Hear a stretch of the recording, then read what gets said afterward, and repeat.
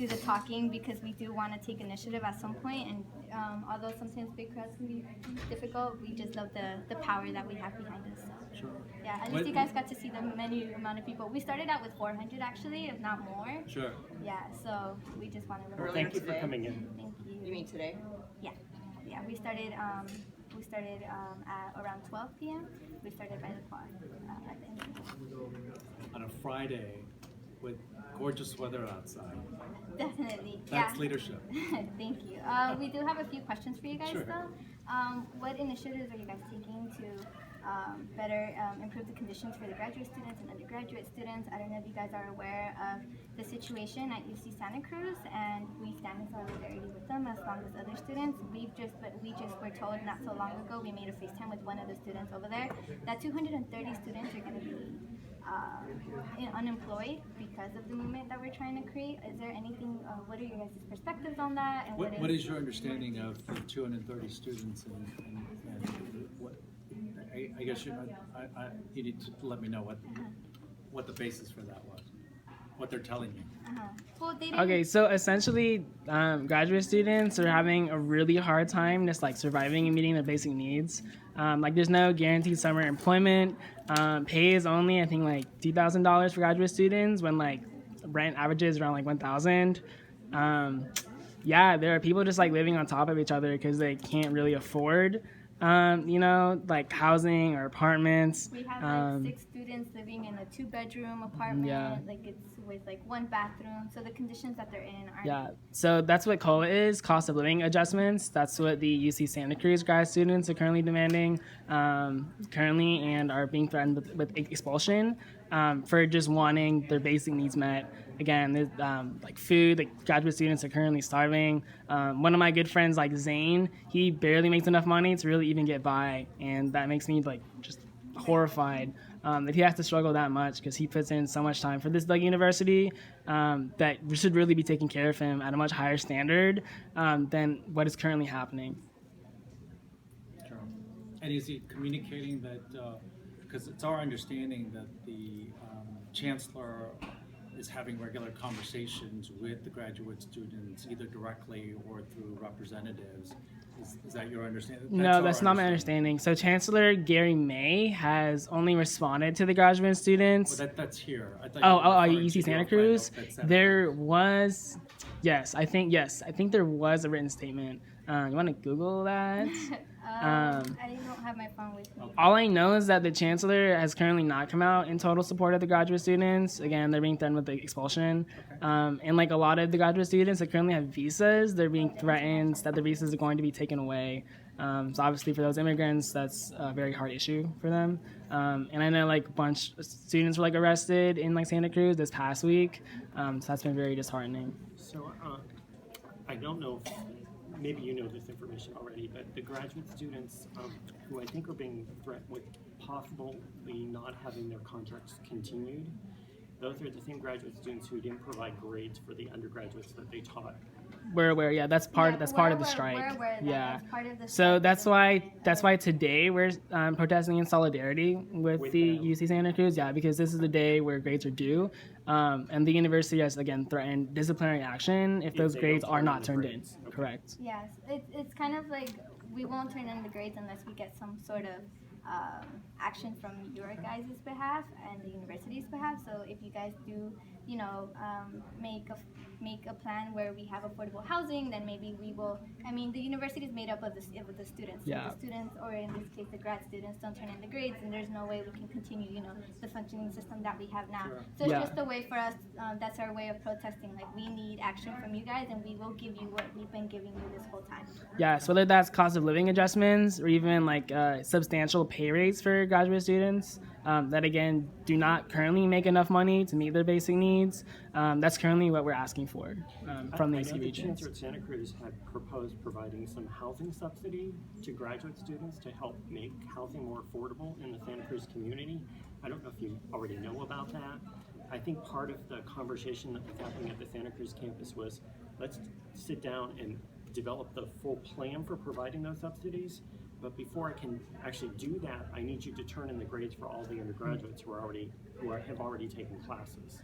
So Yeah. it's kind of, I feel like I'm sensing there's not enough maybe communication happening because there are proposals on the table to try to make progress. Now maybe it's not enough progress. I get that. Clearly. It's a really tough situation.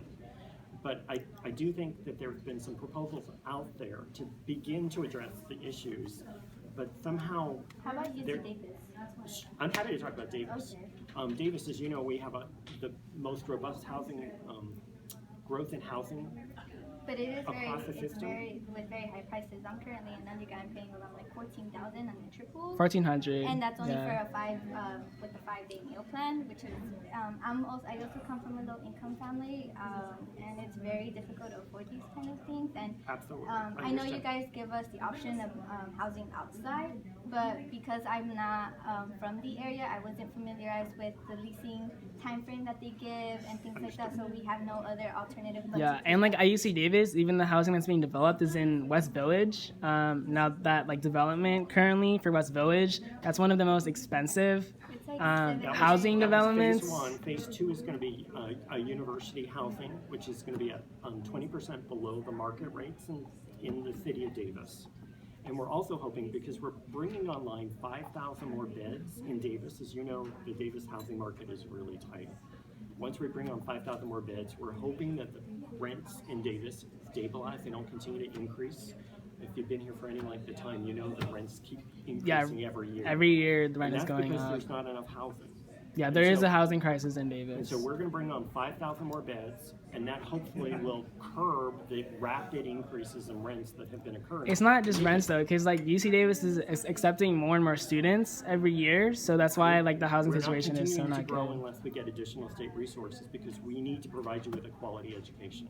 So we've already agreed that we're not going to grow more unless we get more state resources to make sure that all of you as our students get what you need in order to be successful here. How would you feel about a pay raise for all the graduate students? Because they currently make, I believe, $2,000 a month. Like, how much do you make per month as How much do I make? I can figure that out. But graduate students are absolutely critical to the entire educational process here, as you know.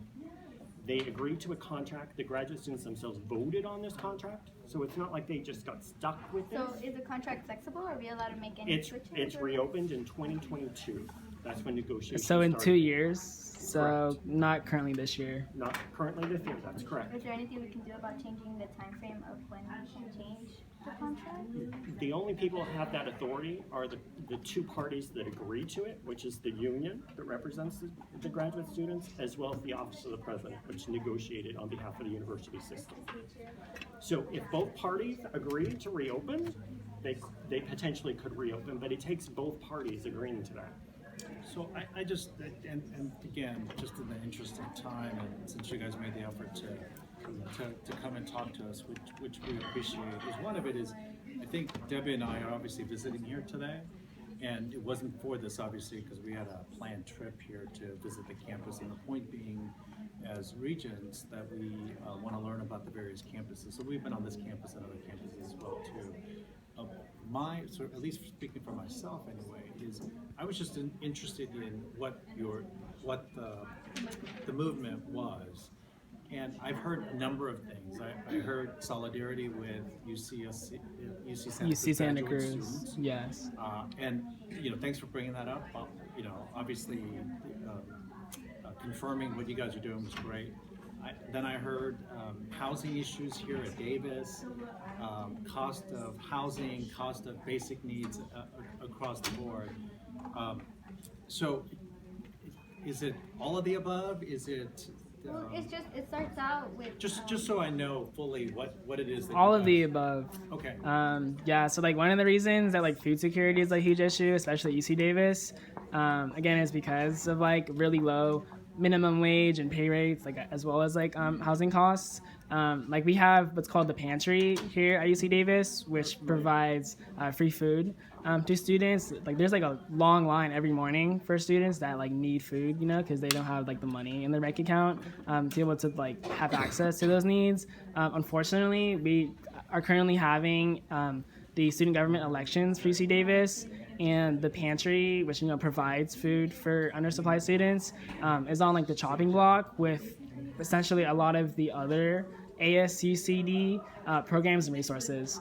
So it'd be a real shame if that ballot measure does not pass. It And did and pass. it did pass. Yeah. Okay, It good. did pass. Okay, good. So the Good to know. pantry will remain. There you go. Good. You learned something here today. Yes, good. No, but it's kind of, all these problems kind of intertwine or have some sort of Sure. relation to each other. Obviously, if we don't get paid enough and we can't afford housing, if housing's at high cost and we're not getting paid well enough, well, obviously there's a problem going on there. Besides that, if we don't have enough for housing, then we won't have enough for food.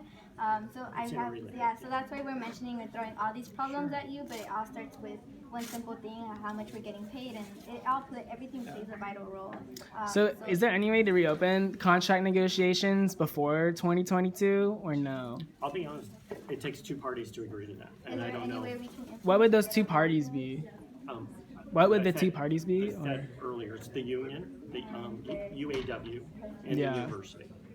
And both parties would have to agree that that's something that they want to sit down and renegotiate. But right now, there's an agreement in place through 2022. Okay, so would there potentially be a way to like renegotiate that with those two parties? Influence these two parties to make some sort of. So that happens at the university system-wide level, along with Yeah. the union. And as you know, I work here at Davis. I can try to find contact information for you to help submit a petition or a request, but that's all I can do from where I sit at the campus level. Okay, and Does that make sense? yeah, as for you guys, when you guys come visit the universities, what do you guys pick up, and what kind of actions do you guys take based on what you guys are seeing? What do you mean kind of action? And I'm afraid they only have 3 more minutes. I'm so sorry. What kind of actions? Yeah, so you said that you guys came just to visit the campus. Sure. For what purpose?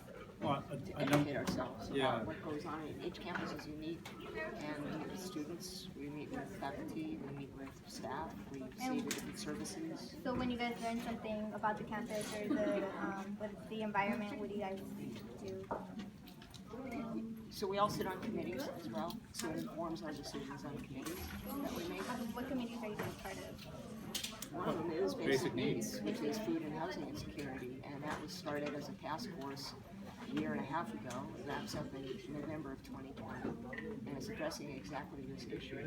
And look, one of the things that I want to do is, thank you guys for your advocacy, because obviously being an advocate for yourselves and for your fellow students is an important aspect of it, and that's how we sort of learn from the students.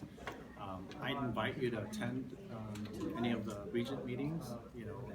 Lucky for you guys, it happens up in San Francisco quite a bit. If you ever get a chance, it's all publicly available. Agendas are posted.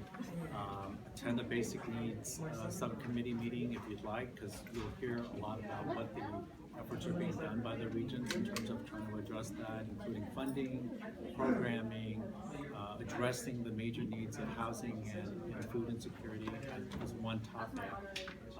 Invite you to attend some of the subcommittee meetings talking about capital, because then we're talking about money that's being focused on housing projects like the one that Carl mentioned here on the campus. So there are a number of items like that.